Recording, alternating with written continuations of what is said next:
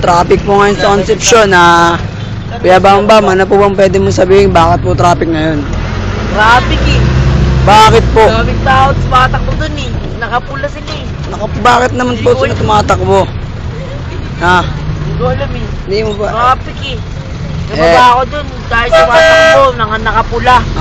Tinan mo. Traffic Diba? nga po. Pinipilit nila daw, wala naman talagang daan, pinipilit nila. Oo. Tinan mo kanina. Saan po sila pupunta? Sa Ormoc. Ormoc? Oo. Grabe. Yung bandang kasi, Oo. para sa ano yung relief goods. Relief goods yun? Bawat isang tao may dalang Ormoc. May dalang pancit canton dati sa Canton. Tacloban. Napakabait naman pala po ng mga Marikeño. Siguro kung ba't sila ganun? Paano yun? Ormoc, ay di tatawid sila ng dagat. Oo. Langoy lang. Oo. Grabe naman pala sila. Kaya ba ano naman po gusto mo sabihin sa traffic ngayon? Init. Init? Tingnan mo, nakapulo pa ako.